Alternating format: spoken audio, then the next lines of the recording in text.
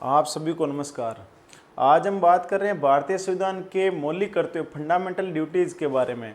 तो ये भारत के मूल संविधान में तो फंडामेंटल ड्यूटीज़ थे नहीं, इनको संविधान संशोधन के माध्यम से शामिल किया गया। तो ये रूस के संविधान से लिए गए हैं। भारत में इनको 42वें संविधान संशोधन 1976 के तहत में शामिल किया गया, जिन्हें हम 42 संविधान संशोधन को मिनी संविधान भी कह देते हैं, क्योंकि इस संविधान संशोधन में भारत की संविधान अमूल चूल परिवर्तन हुआ था। इस कारण से इन्हें मिनी संविधान भी कह देते हैं। जो फंडामेंटल ड्यूटीज है, ये भारतीय संविधान भाग 4 के का भाग है, और जो अनुच्छेद है वो अनुच्छेद 51 के अंतर्गत आते हैं। जो शामिल किए गए वो सरदार सरवण सिंह समिति की अनुशंसा पर किए गए।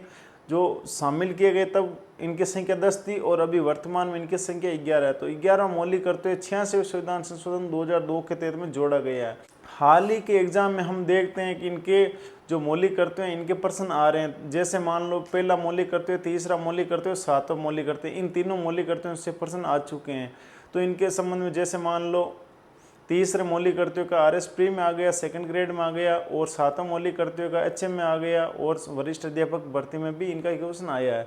तो इस प्रकार से हमें मौलिक कर्तव्य भी याद करने पड़ेंगे। हम इनके याद करने के लिए अल्फ़ाबेट का सहारा लेंगे, जिससे हमें याद करने में आसानी रहेगी, क्योंकि हमारे जो एग्ज़ाम होते हैं तो उसमें ऑप्शन टाइप हम 1-2 वर्ड हम ऐसे याद कर लेंगे जो फाइनली उसमें आएंगे ही आएंगे।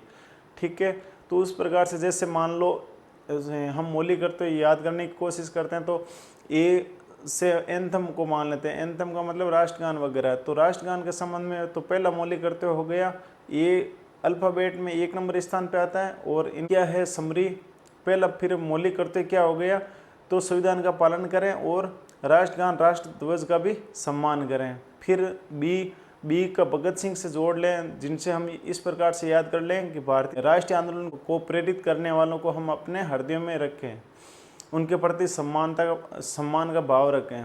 ठीक है, फिर सी का मतलब हो गया कंपोर्ट, जिसमें हम ये मतलब संप्रभुता मान लें, भारत की एकता अखंडता और संप्रभुता को अक्षुण्ण बनाए रखना। फिर डी हो गए, डी का हो गया डिफेंस। डिफेंस का मतलब हो गया रक्षा, तो देश की रक्षा करें और आह्वान किए जाने पर सहयोग करें। फिर ई का एम्पावरमेंट के रूप में मान लेते हैं। एम्पावरमेंट से हम ये जोड़ लें कि ऐसी जो कुरीतियाँ हैं जो महिलाओं के विरुद्ध है उनका त्याग करें। फिर एप का मतलब FCI गोदाम से जोड़ सकते हैं, क्यों, जिससे हम ये इस प्रकार से याद रख लेंगे, जो हमारी गौरवशाली परंपरा है, संस्कृति है, उनका हम संरक्षण करें। फिर जी का हो गया ग्रीन। ग्रीन का मतलब हम प्राकृतिक रूप से जोड़ सकते हैं, प्राकृतिक और वन्य जीवों की रक्षा करें।